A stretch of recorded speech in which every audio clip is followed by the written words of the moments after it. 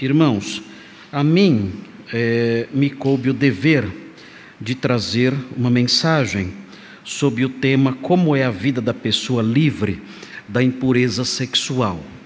Como é a vida, é uma pergunta, na verdade, o tema que me deram é uma pergunta. Como é a vida da pessoa livre da impureza sexual? E, evidentemente, eu busquei as respostas para isso nas Escrituras. E, ao longo do mês todo, eu tenho refletido sobre textos que tratem, direta ou indiretamente, desse tema, tentando responder essa questão, tentando fazer com que a minha palestra seja um conjunto de respostas acerca de como é a vida da pessoa livre da impureza sexual. E nessa busca, eu encontrei algumas respostas e eu elenquei 5 respostas. Então, meu estudo tem 5 partes. Pode acontecer de eu não terminar. Isso pode acontecer. É raro. É muito raro. Mas pode acontecer. Mas, já que eu estou correndo esse grave risco de não conseguir terminar, então eu vou dizer quais são as 5 respostas. A primeira resposta é a seguinte: a vida da pessoa livre da impureza sexual é uma vida de aflição. Eu fiquei surpreso quando descobri isso, mas isso é muito claro no texto que nós vamos estudar hoje. A vida da pessoa livre da impureza sexual é uma vida de aflição. A segunda resposta que eu encontrei nas Escrituras: a vida da pessoa livre da impureza sexual é uma vida que se inclina para fontes sagradas. E eu vou explicar isso melhor na medida em que for expondo essas respostas todas. É uma vida que se inclina para fontes sagradas. A terceira resposta é uma vida útil ao serviço a Deus. É uma vida útil ao serviço a Deus. É a terceira resposta. A quarta resposta, achei interessante essa resposta, eu até compartilhei numa das minhas lives de quarta-feira de manhã. É uma vida de ajuda cautelosa. Muito interessante esse ensino nas Escrituras. O homem que foge da impureza sexual é alguém que ajuda outros, e é uma ajuda cautelosa. E por último, mas de forma nenhuma o menos importante, mas é algo muito claro nos textos que eu apontei, que eu elenquei, é uma vida que promove a satisfação da família. A pessoa que foge da impureza sexual tem uma vida que promove a satisfação da família. E eu vou então, na medida em que o Senhor permitir, eu vou comentar cada uma dessas respostas com os irmãos. Queridos, antes de entrar na primeira resposta, eu gostaria de destacar que nós vivemos tempos, e os pastores que me precederam aqui neste púlpito, eles apontaram e destacaram isso com muita clareza e muita insistência. Nós vivemos tempos de excessos de imoralidade. São excessos chocantes. E esses excessos chocantes são acompanhados por reações não menos chocantes de ausência total de vergonha. As pessoas que praticam as mais chocantes imoralidades, as mais gritantes perversões, essas pessoas não se envergonham disso. Pelo contrário, elas compartilham essas ações, elas falam desses seus comportamentos, elas expõem os seus modos de viver E fazem isso com toda naturalidade e até se sentindo orgulhosas por viverem assim, e falando dessas coisas como se essas coisas fossem grandes virtudes. E nós percebemos isso nelas. Algumas delas, eu já ouvi pelo menos 2 pessoas que eu não conhecia, mas dizem que são famosas. Eu não acompanho muito a vida de artistas, essas pessoas, eu realmente não acompanho, eu não sei. Me disseram que vem uma cantora agora aí, chamada Taylor Swift, e todo mundo está indo lá. Se dependesse de mim, coitado, essa Taylor Swift ia estar embaixo de uma ponte agora, porque eu nem sabia que ela existia. E existe toda uma agitação, todos falando disso. Eu fiquei sabendo da existência dessa moça agora, porque a minha filha é fã dela. Eu não sabia que você era fã dela também. Fiquei até um pouco decepcionado, mas tudo bem. Enfim, mas eu não sabia que ela existia. Então eu não acompanho essas coisas, eu não sei. Eu sou muito desatualizado nessas questões do mundo artístico. Eu não conheço músicas, não conheço artistas, não conheço nada. Eu fico sabendo porque, em contato com os irmãos aqui, acabo conhecendo. Mas eu ouvi 2 pessoas que diziam que eram famosas, dizendo o seguinte: olha, eu tenho uma virtude específica, e é a seguinte: eu sou incapaz de sentir vergonha. Uma moça disse isso, uma moça famosa, que eu não me lembro agora o nome dela, mas ela disse: olha, eu sou incapaz de sentir vergonha, eu não tenho vergonha de absolutamente nada.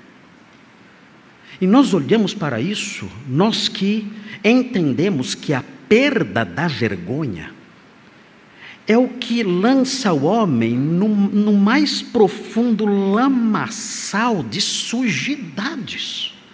Quando alguém perde a vergonha, nada mais sobra, meu Deus. Quando alguém perde a vergonha, o que fica de pé? Nada mais. Mas essa moça repetia com todas as letras e com toda a tranquilidade: eu sou incapaz de me envergonhar, eu não tenho vergonha de nada do que eu faço. E nós olhamos para isso e dizemos: meu Deus, nós vivemos numa época singular. Nós vivemos num tempo que nunca antes o mundo viu. No entanto, para servir de um pouquinho de consolo para os irmãos, o que eu trago de notícias para os irmãos é o seguinte: na verdade, tempos como esse que estamos vivendo agora, já foram vivenciados por pessoas do passado. É incrível isso, mas os irmãos não devem pensar de forma nenhuma que nós estamos vivendo um momento singular e inigualável na história. Não estamos. Nós temos essa impressão porque esse aprofundar-se na imoralidade, esse aprofundar-se nas coisas sujas da vida sexual, do campo sexual, esse aprofundar-se nisso é algo que aparece com mais força em alguns lugares, em algumas épocas. E é o que tem acontecido agora. Estamos vivendo numa época e num lugar em que as sujidades, as licenciosidades nesse campo sexual são muito intensas. E temos a impressão, como nós conhecemos os nossos avós, nossos bisavós, ouvimos falar deles de outras épocas, pensamos: isso nunca foi visto antes. Mas na realidade, quando nós olhamos para a história, nós descobrimos que ambientes muito semelhantes aos nossos já foram vivenciados por pessoas que viveram séculos, séculos e mais séculos antes de nós. O primeiro exemplo disso nós encontramos nos homens de Sodoma. Os homens de Sodoma, os cidadãos de Sodoma mostravam um grau de mergulho na impureza sexual que certamente chocava até os demais cananeus. Eles superavam os outros cananeus. E isso aconteceu no século 21 antes de Cristo. 2100 anos antes de Cristo. E aqueles homens chegaram num grau de imoralidade que o único remédio para aquilo foi a devastação total daquelas cidades. Total. o texto que nós vamos olhar hoje fala que elas foram reduzidas a cinzas e de forma irremediável. E isso 2100 anos antes de Cristo. Quando nós estudamos o Novo Testamento, nós nos deparamos com a cidade de Corinto, e nós percebemos que na cidade de Corinto, nós aprendemos, quando nós estudamos aspectos introdutórios da primeira carta de Paulo aos Coríntios, da segunda carta de Paulo aos Coríntios, nós aprendemos de fontes antigas, extra-bíblicas, nós aprendemos que Corinto, que ficava à sombra de uma grande montanha chamada Acrocorinto, Corinto era visitada por sacerdotisas que desciam da Acrocorinto, porque na Acrocorinto, a montanha que sombreava, por assim dizer, a cidade, nessa montanha, sobre essa montanha, havia um templo, que era o templo de Afrodite. E para que alguém cultuasse Afrodite, era necessário que esse adorador se envolvesse sexualmente com as prostitutas cultuais do templo de Afrodite. E essas sacerdotisas, elas desciam a Acrocorinto e elas iam até a cidade para chamar os adoradores para o seu culto. E há fontes antigas que dizem, não sei se de forma exagerada, mas dizem que nos seus dias havia cerca de 1000 sacerdotisas de Afrodite, 1000, que desciam a montanha para convidar os homens de Corinto para o seu culto profano e imoral. O pastor Nicolas, no primeiro dia aqui, citou a cidade de Pompeia. Pompeia foi destruída pelo vulcão Vesúvio no ano 79. A cidade de Pompeia, queridos, o grau de imoralidade era tão intenso e a ausência completa de qualquer pudor, a ausência completa de qualquer noção de vergonha permeava tanto a vida dos cidadãos, que os cidadãos ali, eles usavam imagens eróticas para ornamentar a entrada de suas casas, a entrada dos edifícios públicos e a entrada das lojas. Então, se alguém quisesse colocar um enfeite na porta de sua casa, e isso era muito comum, essa pessoa então pegava uma escultura de um órgão masculino e colocava essa escultura de um órgão masculino na porta de sua casa. Isso era um enfeite. O mesmo que as senhoras fazem hoje, colocando uma flor na porta de casa, com toda a naturalidade. Os cidadãos de Pompeia faziam isso com essas esculturas ou com pinturas obscenas, enfeitando então ali as suas casas e seus prédios e suas lojas com essas imagens. Isso tudo estou mencionando aqui no século I. Mencionei o século 21 a.C. e mencionei realidades do século I. É uma espécie de espírito de Sodoma que sopra em alguns lugares, em algumas épocas, de modo intenso. Quando eu falo espírito de Sodoma, não é que tem um demônio chamado Sodomão, não é isso. Não é isso. Quando eu falo espírito de Sodoma, eu me refiro a uma inclinação para as práticas de Sodoma, as práticas imorais de Sodoma. Então parece que esse espírito, essa inclinação, essa inspiração que lembra a cidade de Sodoma, e eu chamo aqui de espírito de Sodoma, não é um demônio, não é isso, mas essa inclinação, esse espírito aparece algumas vezes em algumas culturas, em alguns lugares, em alguns momentos. No primeiro século eu mencionei aqui essas duas cidades. No século 17, é interessante, século 17, nós nos voltamos para a Rússia, que parece ser um país bastante sério, né? O comportamento dos russos parece ser bem grave. Queridos, no século 17, Pedro o Grande, imperador, o czar Pedro o Grande, ele era grande mesmo, tinha 1,90 m de altura, enorme, Pedro enorme. Pedro o Grande, ele formou um grupo de cerca de 200 pessoas, e ele chamava esse grupo de Companhia da Alegria. E esse grupo, a Companhia da Alegria, se reunia na sexta-feira ou no sábado ao meio-dia, e eles bebiam até a madrugada, bebendo sem parar. Tanto que todos eles morreram cedo por causa da bebida. Pedro Grande morreu com 52 anos porque era muito forte. Os amigos dele todos morreram com 40 e poucos anos. Tanto beber. Mas não era só bebida, eles se envolviam com orgias terríveis também. E pior, além de se envolverem com bebidas e com orgias terríveis, eles davam para si, eles classificaram a Companhia da Alegria numa estrutura eclesiástica para zombar da igreja. Então, a Companhia da Alegria tinha o Papa aparecia nu diante de todos e com gestos obscenos fazia o sinal da cruz diante de todos. Algo aterrador.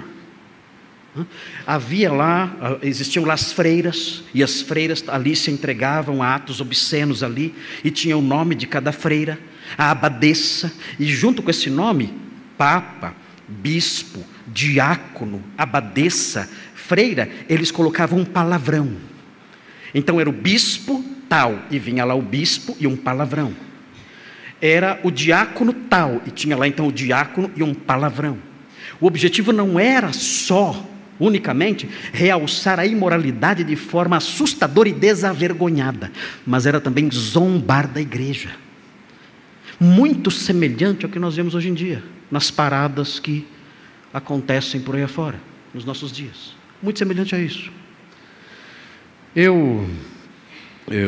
Vários anos atrás, conheci a obra de um historiador. Ele faleceu, fiquei sabendo que ele faleceu agora em 2021, não faz muito tempo. O nome dele é Jonathan Dermot Spence. Ele é um historiador inglês, ele foi chefe do departamento de História da Universidade de Yale, nos Estados Unidos. Ele escreveu uma obra que eu gostei muito na época, eu li faz muitos anos. É uma obra chamada O Palácio da Memória, de Matteo Ricci. É uma obra de 1985, essa obra. Matteo Ricci foi um missionário jesuíta que viveu na China. E Jonathan Spence, ele fez uma pesquisa muito profunda sobre a sociedade chinesa e também alguns elementos da sociedade europeia no século XVI. Irmãos, é simplesmente assustador. As informações que ele passa são simplesmente assustadoras. Ele fala o seguinte, eu vou apontar aqui para os irmãos. Em Roma, no fim do século XVI, havia de 600 a 900 prostitutas em Roma, sendo que a cidade contava com cerca de 100 mil habitantes. Mais ou menos 8 mil pessoas estavam ligadas à prática da prostituição, trabalhando como facilitadores, aí alugando quartos, prestando serviços, conquistando clientes. Mais de 8 mil pessoas trabalhando nisso. Uma das diversões dos homens romanos, isso em Roma no século XVI, a cidade sagrada, a cidade do cristianismo, o centro do cristianismo romanista. Uma das diversões dos homens romanos era caminhar pelas ruas onde ficavam as prostitutas, a fim de olhá-las, exibindo-se em suas janelas e sacadas. Algumas carruagens tinham buracos feitos no teto, destinados a observar as mulheres. Eram feitas para isso as carruagens, com buracos no teto, para você ficar olhando as prostitutas que estavam ali nas suas sacadas. O que vem agora é surpreendente. Na mesma cidade de Roma, os irmãos devem ter ouvido falar já de um filósofo escritor chamado Michel de Montaigne. Ele fez uma viagem para Roma e ele ficou surpreso, observem bem, coisas que vocês acham que nunca aconteceram antes. Ele ficou surpreso ao saber que em 1578, vários casamentos entre homens portugueses tinham sido celebrados na igreja de São João, provavelmente a igreja de São João de Latrão. E que esses casais, casados na igreja de São João de Latrão em 1578, casais de homens, esses casais viviam juntos como marido e mulher, em Roma em 1578. Não é algo de agora. E na mesma época, na China, na província de Fujian, segundo um erudito chinês chamado Ming Shen Defu, os homossexuais masculinos viviam juntos nessa província de Fujian, no século XVI, formando lares, e o parceiro mais velho era tratado pelos pais do parceiro mais novo como genro, recebendo inclusive o dote de casamento. Normal.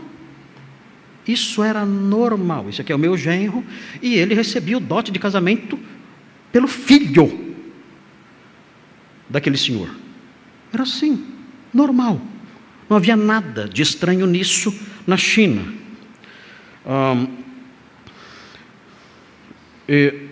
Um padre chamado Francisco Cabral, aqui no Japão, esse dado é do Japão, de 1596, ele viveu no Japão durante 20 anos, ele escreveu uma carta.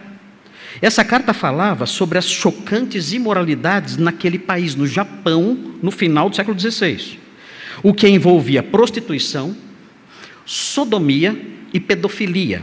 Ele escreveu que, abre aspas, as abominações pela carne e hábitos viciosos eram vistos no Japão, notem, como totalmente honrosos. Eles se orgulhavam de prostituição, sodomia e pedofilia. Eles se orgulhavam disso. Eram vistos como atos totalmente honrosos.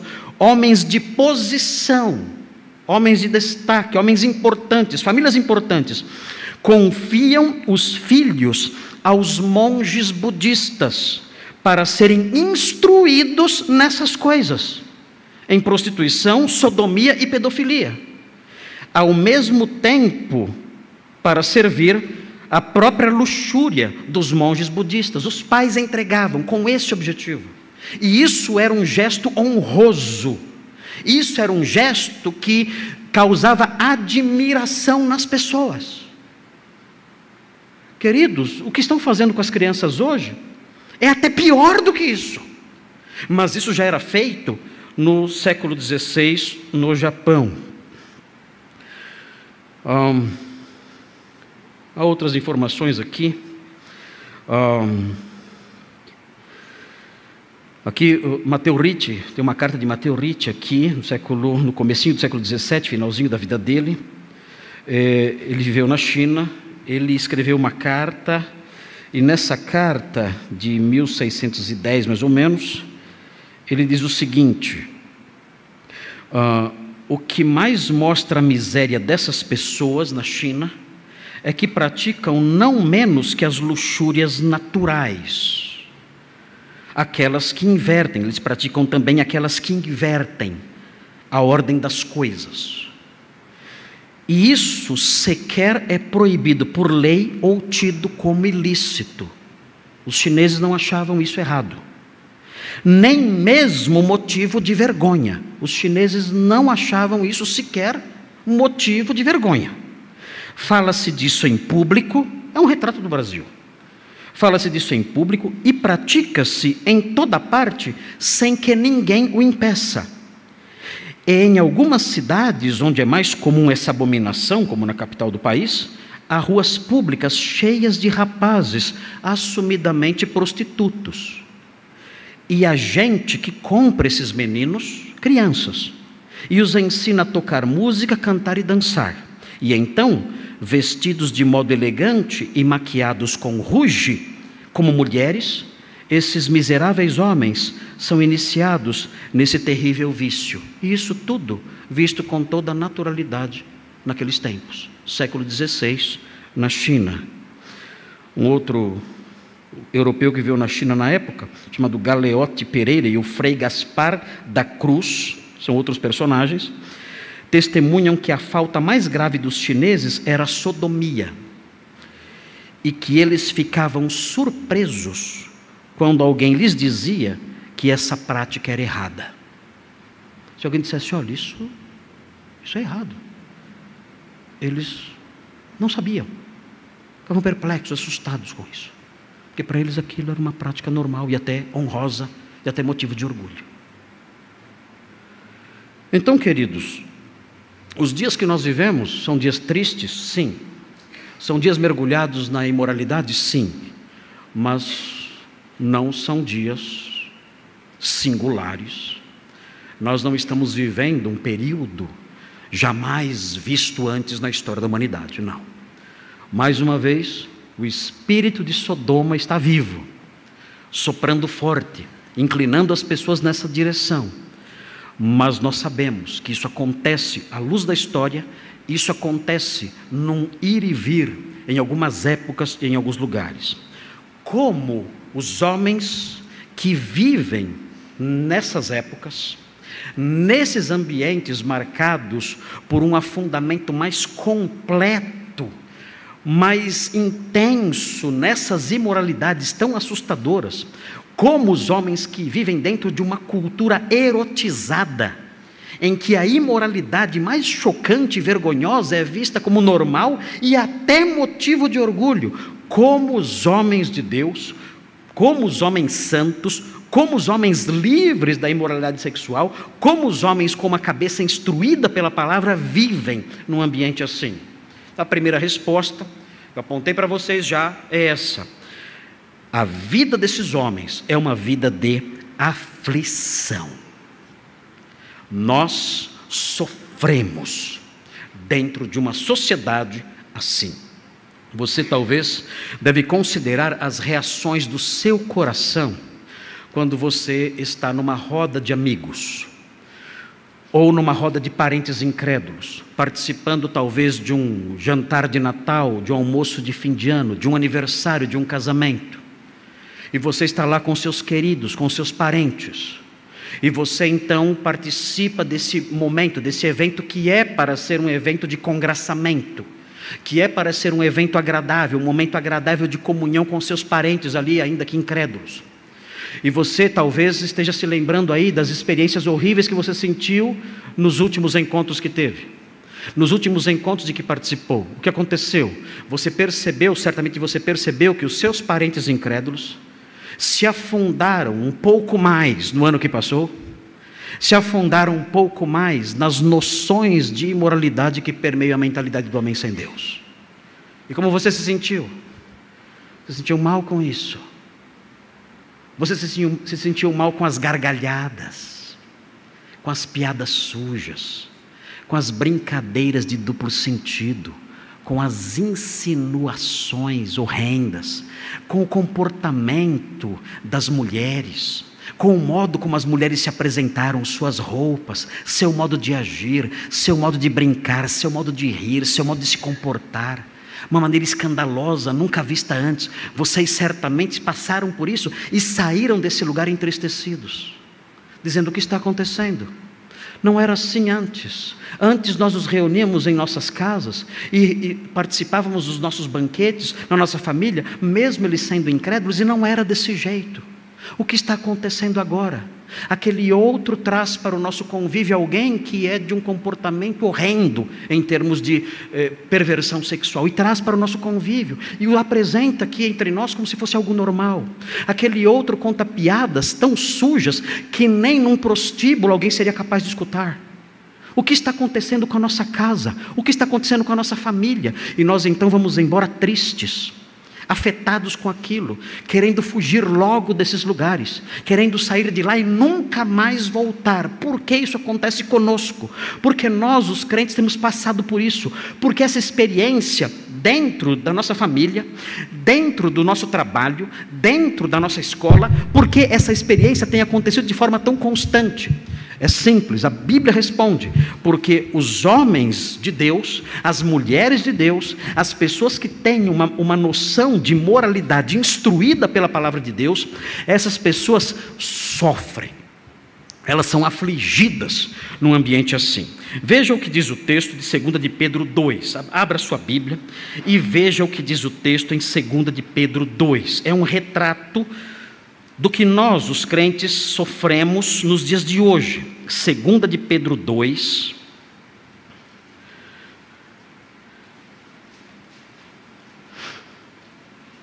versículos 4 a 9. Vejam o que diz aqui. 2 de Pedro 2, versículos 4 a 9. Veja o que diz o texto.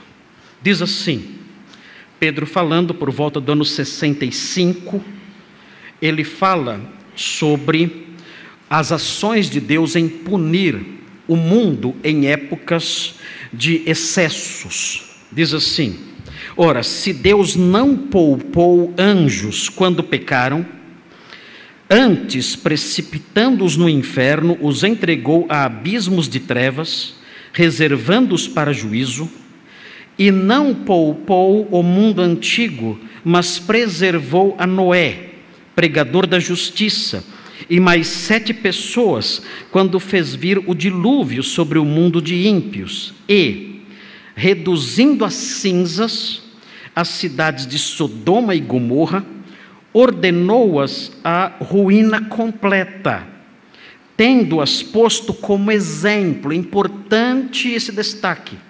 O texto diz que Deus puniu as cidades de Sodoma e as demais cidades da Campina.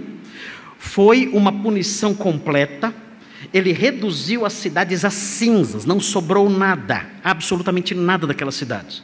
Viraram poeira aquelas cidades.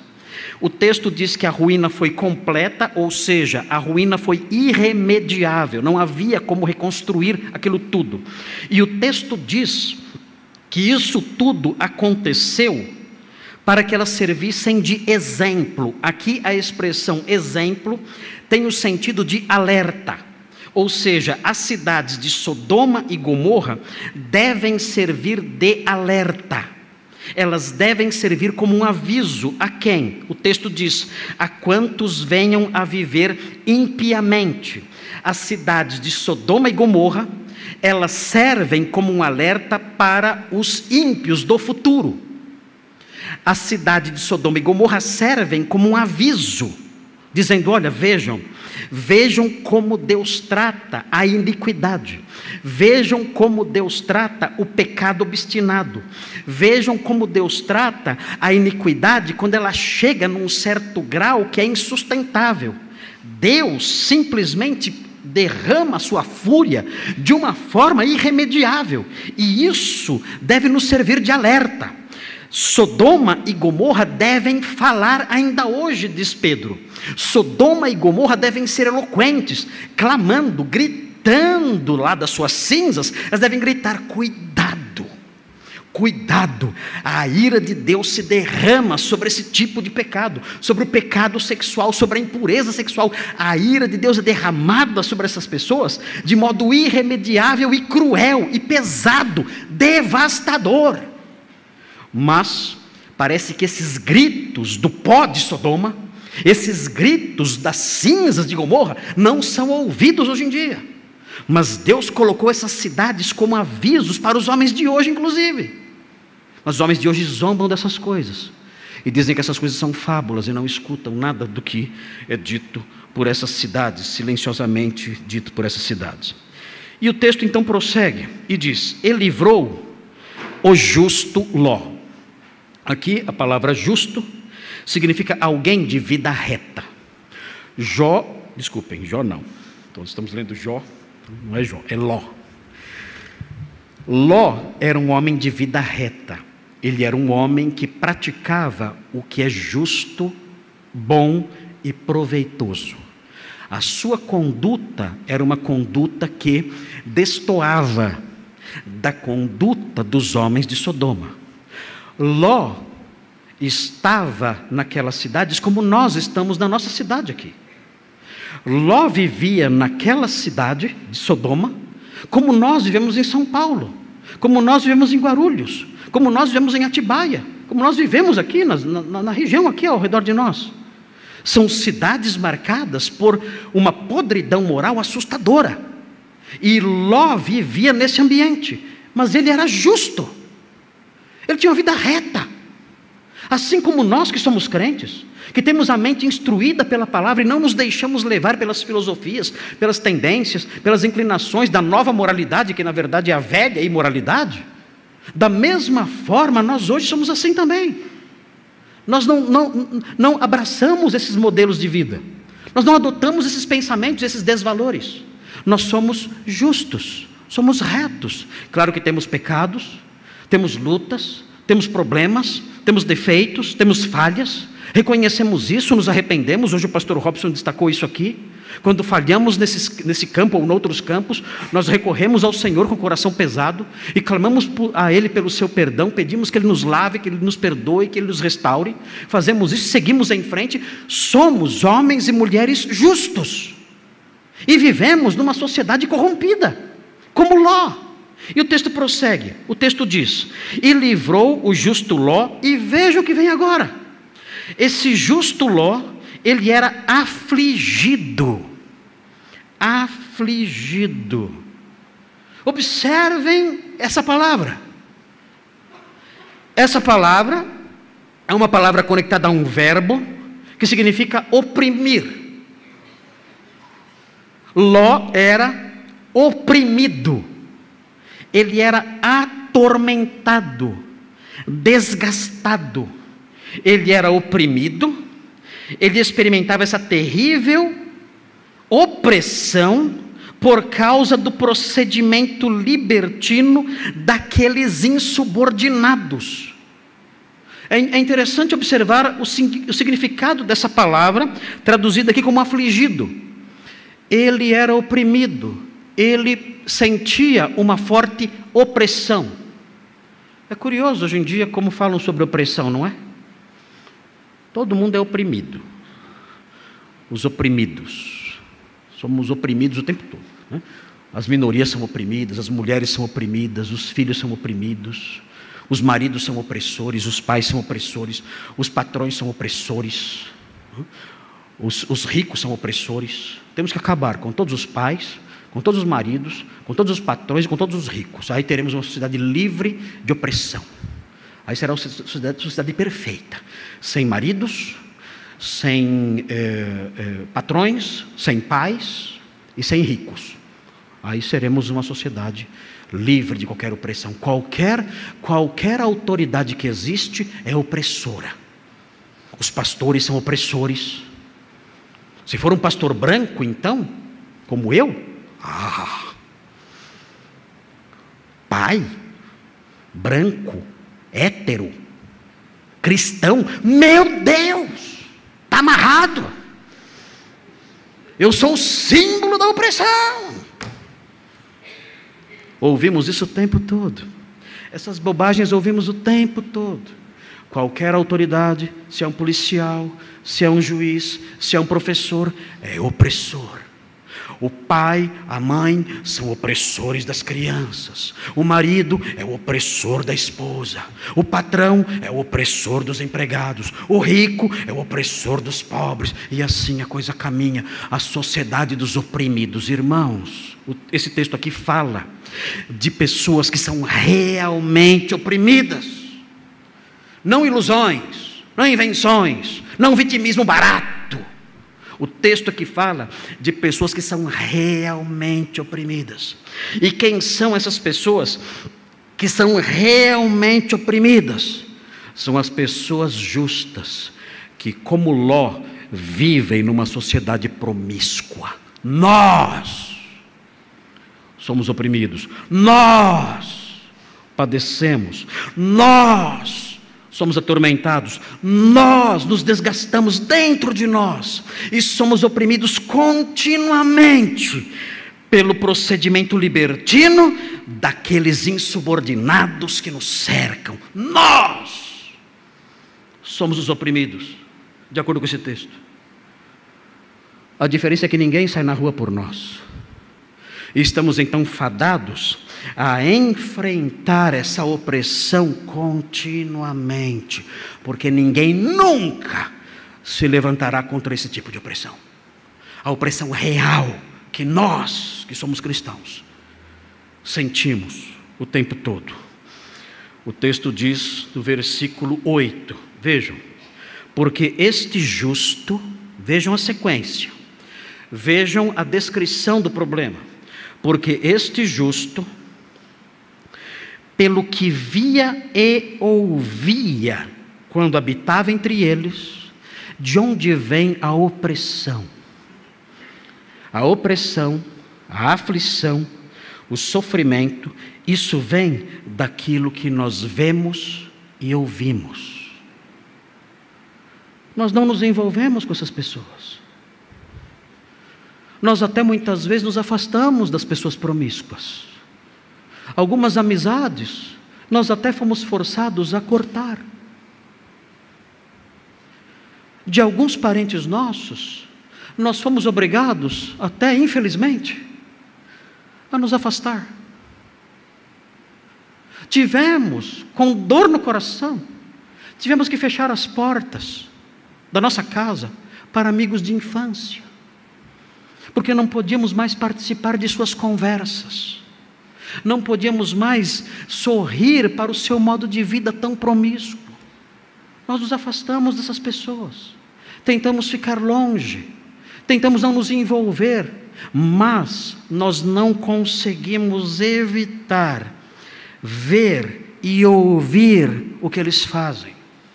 E o texto aqui diz que Ló era torturado pelo que ele via e ouvia quando habitava entre eles. E vejam na sequência como era esse tormento. O texto diz na sequência: ele atormentava a sua alma justa. Onde era o sofrimento dele? Onde era a opressão? Onde era a angústia? Era um sofrimento social? Não. Era um sofrimento econômico? Não.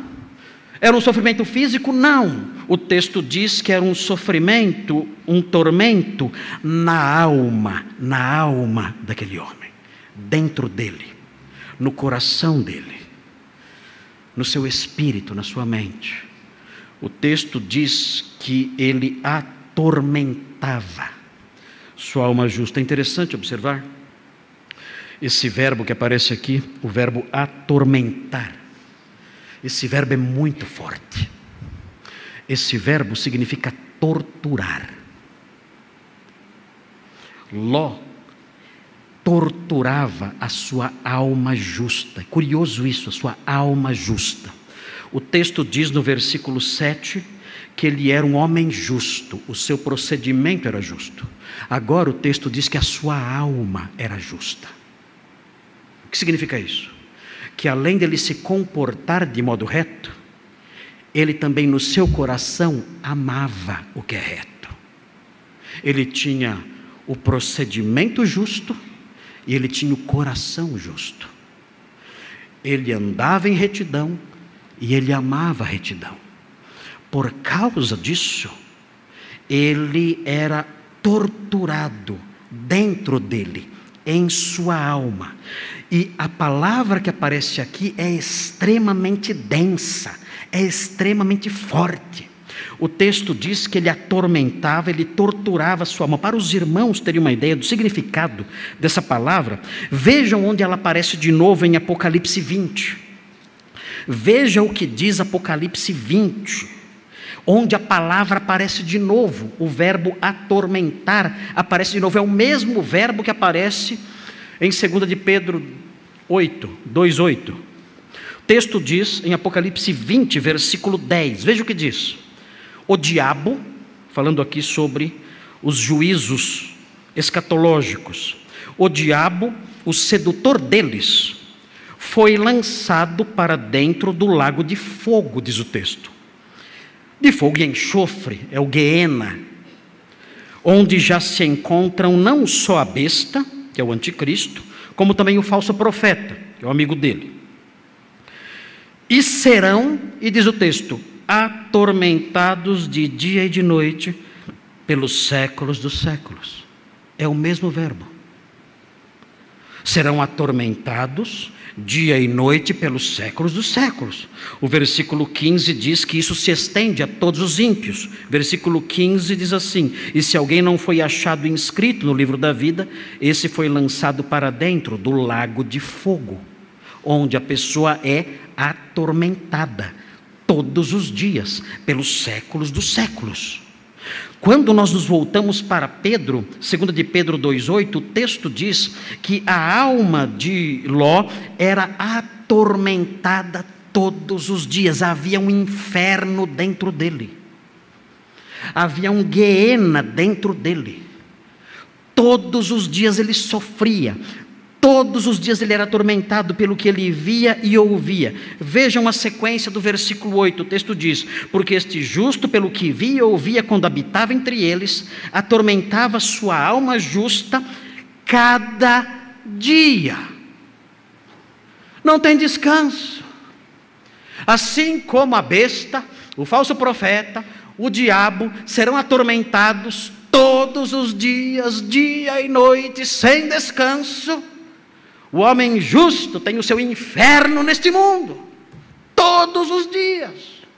Cada dia nós somos torturados, todos os dias nós somos torturados pelo que nós vemos e ouvimos. E essa tortura não termina, não acaba.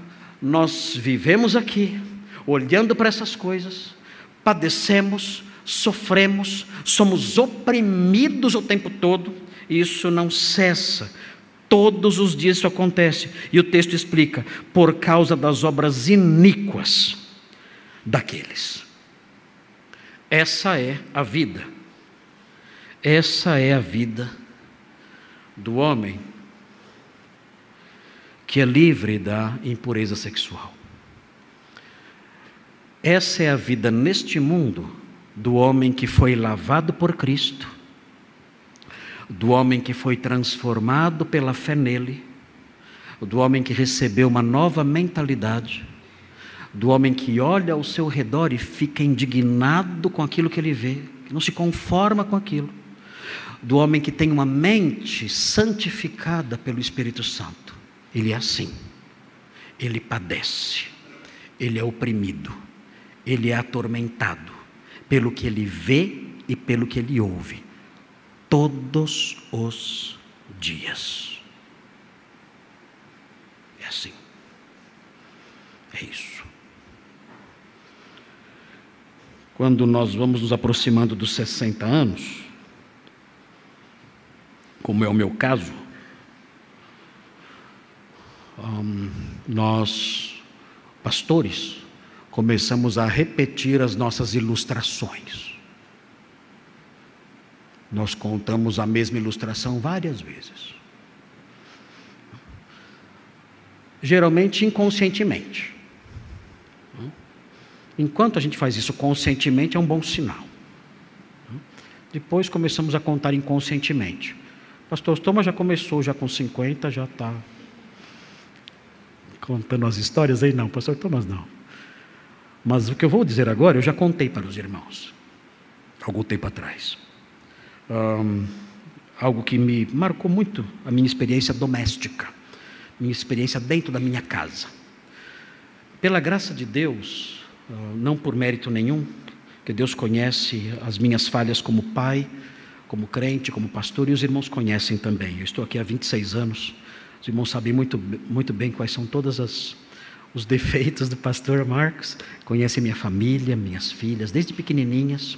A mais velha veio para cá bebezinho, as demais nasceram aqui, cresceram aqui, casaram aqui, só a Sofia ainda não.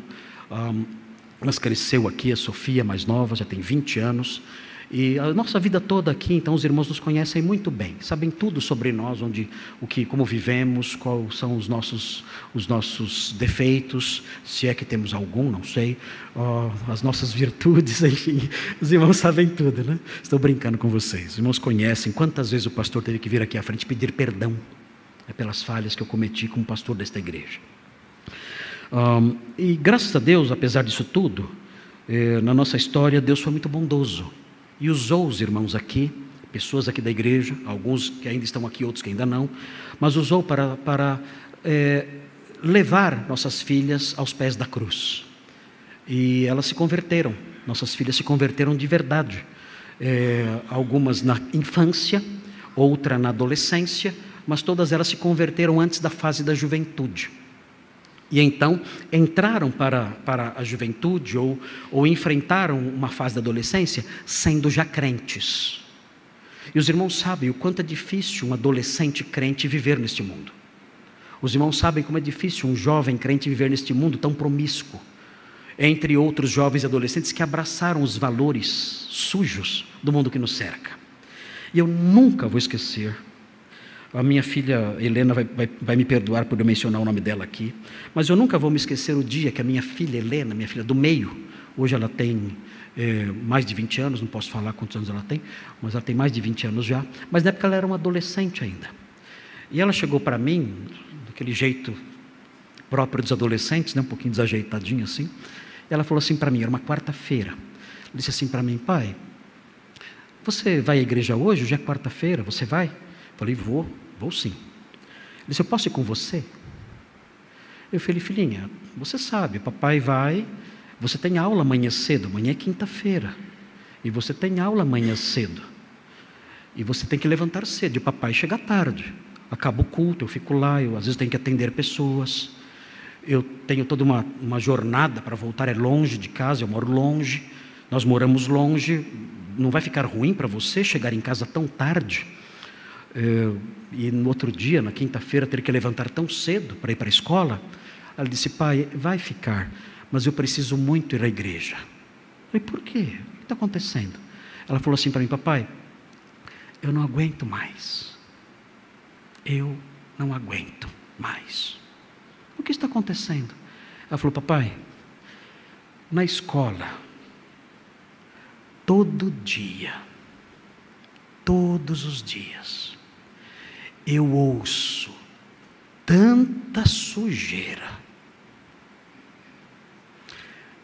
tanta podridão, o tempo todo, todos os dias, os professores falando palavrões horríveis, as minhas amigas, as conversas, pai, você não acredita, eu tenho vergonha de contar o que elas dizem, os meninos, os rapazes, pai, é o tempo todo, é dentro da classe, é fora da classe, é na hora do intervalo, é durante a aula, os próprios professores escrevendo coisas na lousa, falando baixarias. Pai, eu não aguento mais, eu preciso ir à igreja para minha cabeça descansar um pouco, não aguento mais. Meu Deus, o que é isso? O que é isso? Isso é uma criança, é um adolescente justo, vendo e ouvindo acerca do procedimento dos libertinos à sua volta, e tendo a sua alma torturada, sendo oprimida todos os dias, por causa do procedimento daqueles libertinos, professores e alunos. Como é triste isso, uma criança sofrendo, sendo oprimida todos os dias. Meu Deus, como é a vida do homem que ama a justiça, da pessoa que ama a verdade, num mundo apodrecido como este. Queridos, professores que deveriam ser exemplos de virtude, pureza na linguagem, postura séria no proceder, no apresentar-se, sendo fontes de podridões, torturando crianças com suas palavras porcas. Esse é o mundo podre em que nós vivemos. Todos os dias nossa alma é torturada por esses perversos que nos cercam, todos os dias. O que fazer? Bem, qual é a saída? Qual é o consolo para isso? Queridos, a Bíblia fala, e nisso a minha filhinha acertou. A Bíblia fala que a igreja serve como uma espécie de oásis no meio disso tudo. Graças a Deus nós temos o povo de Deus. Graças a Deus, naquele dia lá atrás, minha filhinha pôde falar: papai, vamos para a igreja para eu descansar. Papai, meus pés estão cansados. Papai, eu quero beber água. Papai, eu quero me sentar e descansar, quero relaxar. Vamos para a igreja? Vamos. É o único lugar onde eu posso fazer isso, onde eu posso ouvir coisas ligadas à santidade, onde eu posso restaurar meu coração, onde eu posso descansar, ter um pouco de paz, descansar a minha mente. Eu não suporto mais tanta sujeira, tanta podridão, tanta lama fétida. Eu não suporto mais. Vamos à igreja, vamos encontrar os irmãos santificados, vamos ouvir a palavra maravilhosa, dourada do Senhor, vamos sentir o cheiro gostoso do pão puro de Cristo. Vamos, me leva, papai, não faz mal, amanhã eu tenho que levantar cedo, mas vale a pena. Vamos, eu quero lavar minhas mãos, quero lavar minha mente, quero lavar meus pés, eu quero descansar. Vamos. E ela veio e descansou um pouquinho aqui, para na quinta-feira de novo ter que enfrentar a podridão dos homens de Sodoma. Mas vejam, de fato, a opção que ela fez, que ela teve, foi muito válida e salutar. Vejam o que diz Efésios 5. Efésios no capítulo 5. Oremos, temos que orar uns pelos outros, irmãos. Está muito difícil. Esses tempos têm que passar. Esses tempos têm que passar. Os maus são defendidos pela justiça, enquanto os que amam a virtude são processados e presos. É aterrador o que temos vivido. O que temos vivido é assustador. Vejam Efésios 5, vejam o que diz aqui, o modo como a igreja deve fugir disso tudo. A igreja deve manter um ambiente onde as pessoas possam descansar, onde os crentes possam descansar. Veja o que diz o texto de Efésios 5, diz assim: mas a impudicícia aqui é a palavra porneia, toda a impureza sexual e toda sorte de impurezas, não só impureza sexual, mas qualquer tipo de impureza, ou cobiça, vejam, nem sequer se nomeiem entre vós, nem pensemos nessas coisas, contato com isso, zero, nem mencionemos essas coisas entre nós, nem conversação torpe, é a conversação podre, nem palavras vazias, vãs, nem chocarrices, brincadeiras de duplo sentido, brincadeiras imorais, coisas essas inconvenientes, antes pelo contrário, ações de graças. Sabei, pois isto, nenhum incontinente, ou impuro, e aqui é o impuro sexual, ou avarento, que é idólatra, tem herança no reino de Cristo e de Deus. Ninguém vos engane com palavras vãs, porque por essas coisas vem a ira de Deus sobre os filhos da desobediência. Portanto, não sejais participantes com eles. Rompam com essas pessoas, rompam com o vocabulário dessas pessoas, rompam com os valores dessas pessoas, rompam com o comportamento dessas pessoas. Pois outrora, versículo 8, erais trevas, porém agora sois luz no Senhor. Andai como filhos da luz, porque o fruto da luz consiste em toda bondade, justiça e verdade, provando sempre o que é agradável ao Senhor, aquilo que Ele aprova. E não sejais cúmplices nas obras infrutíferas das trevas, antes, porém, reprovai-as, porque o que eles fazem em oculto, o só referir é vergonha. Rompam com isso e mantenham na igreja uma postura de pureza, a fim de que nós possamos, chegando aqui, possamos encontrar um ambiente diferente e possamos descansar. Voltemos para a 2 de Pedro. Eu tenho mais 5 minutos e eu vou terminar então o meu sermão, o primeiro ponto dele. Quem quiser ficar até as 4 da manhã, eu posso continuar os outros pontos. Se vocês quiserem, até as 4 da manhã, não tem problema. Não, jamais isso.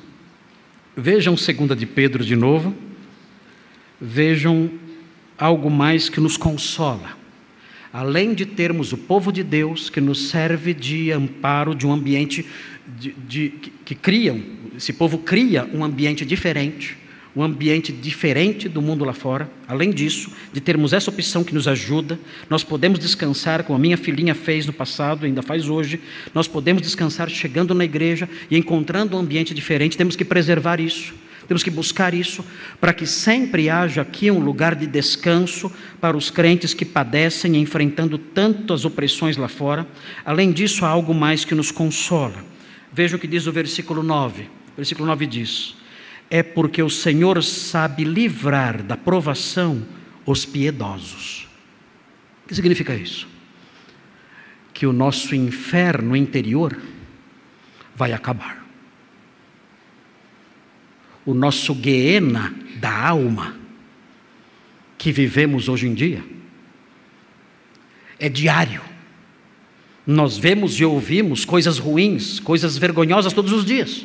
Somos atormentados todos os dias. Mas esse texto diz que o Senhor sabe livrar da provação os piedosos. Esse Guiena que arde aqui dentro todos os dias, esse Guiena que nos oprime e nos tortura diariamente, esse Guiena um dia vai acabar. Agora vejam a sequência, o contraste.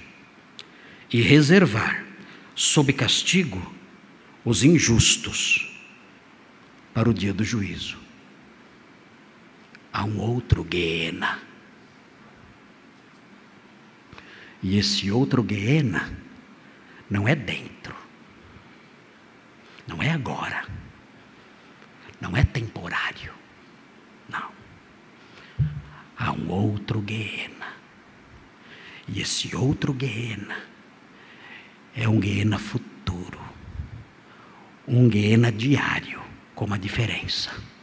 É um Guiena, é um lago de fogo, é um tormento que nunca vai passar.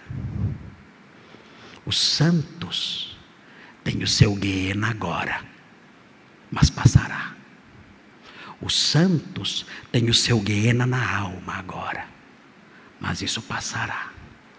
Os incrédulos, os que não foram purificados por Cristo pela fé, os que não adquiriram uma nova mentalidade, livre da mentalidade lá de fora do mundo, essa mentalidade porca que é lá fora, estes terão outro Guiena. Agora eles festejam. Agora há algazarras, gargalhadas, riso, festas, zombarias. Mas haverá o Guiena deles um dia. E o Guiena deles não será no coração. O Guiena deles os envolverá por completo. O lago de fogo deles os envolverá por completo. E será todos os dias também, com uma diferença. Será para sempre, sem fim. Mas existe algo mais. Existe algo mais. Nesse versículo 9. Talvez vocês não tenham percebido, mas se olharem com atenção perceberão. Há algo intrigante no versículo 9. Meu Deus, o que há aqui? Observem, vejam, há algo estranho aqui.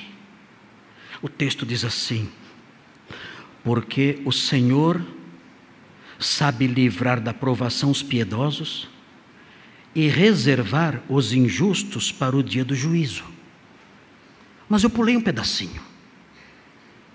Perceberam na minha leitura que eu pulei um pedacinho? O Senhor sabe reservar os injustos para o dia do juízo. Eu pulei um pedacinho. Qual foi o pedacinho que eu pulei?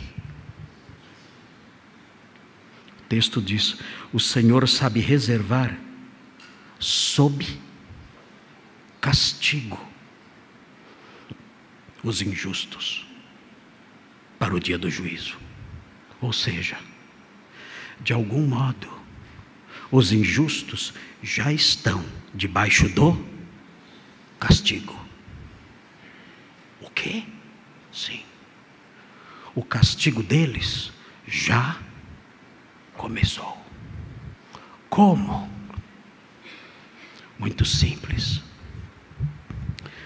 viver como eles vivem, falar o que eles dizem, pensar o que eles pensam, praticar o que eles praticam, já é um castigo. Ter um coração apodrecido já é um castigo, porque a flor da felicidade não brota num coração podre. Eles já estão sendo castigados com um coração podre, em que a felicidade, a flor da felicidade, não pode brotar. E isso é só o começo.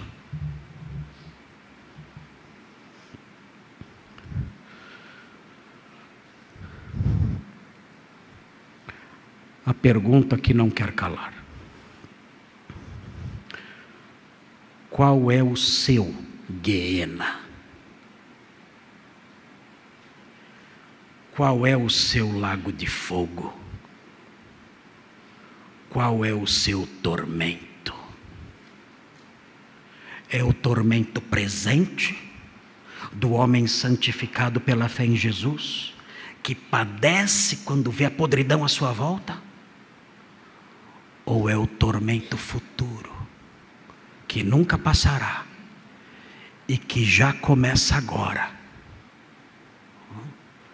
no fato de você ter um coração apodrecido, sepultado e apodrecido dentro de você? Qual é o seu Guiena? Pastor, eu me sinto bem neste mundo, é a minha casa, eu estou tão à vontade, estou tão contente, estou tão feliz, não há Guiena nenhum em mim, não há sofrimento nenhum em mim, não há angústia nenhuma em mim, pelo contrário, a minha angústia é estar aqui. Eu detesto estar aqui, eu queria estar lá. Eu não tenho angústia nenhuma agora, nenhuma. Pastor, se o que o Senhor estiver falando for verdade, meu Guiena é outro, meu lago de fogo é outro, minha tortura é outra, e é essa que o Senhor falou que está por vir. Se for esse o seu caso, quero lhe fazer um convite hoje. Se você encontrar alguma luz no seu coração, algum impulso, por menor que seja, um impulso pequeno no seu coração apodrecido, um impulso da graça de Deus no seu coração apodrecido, algum movimento da sua alma sepultada aí dentro de você, algum impulso da graça, da luz de Cristo, dizendo: vem, vem, eu mudo, eu transformo, eu perdoo, eu santifico, vem. Se você experimenta hoje, agora, algum impulso dessa graça, desse convite, desse apelo do Salvador, do Santo, daquele que odeia a iniquidade, se você sente agora isso, diga então, do meio das suas cinzas, do meio das cinzas do seu coração apodrecido, diga ao Senhor: Senhor, tem misericórdia de mim, livra-me, salva-me, perdoa-me, dá-me uma mentalidade nova. Eu quero pertencer ao grupo de homens justos como Ló. Eu quero olhar à minha volta e sofrer o sofrimento que te agrada, o sofrimento que o Senhor aprova, o sofrimento do santo, o sofrimento do homem salvo, o sofrimento daquele que tem uma herança celeste, que tem esperança no porvir. Perdoa-me, lava-me pela fé em Jesus Cristo, lava-me, livra-me dessa podridão, livra-me do pensamento podre, sujo, imundo, livra-me dessas coisas, dá-me um novo coração pela fé em Jesus. Eu quero ser um novo homem agora, livra-me dessas coisas, salva-me pela fé em Cristo, eu creio nele, eu recebo agora. Faça isso hoje e livre-se dessa geração perversa, condenada à destruição. Oremos.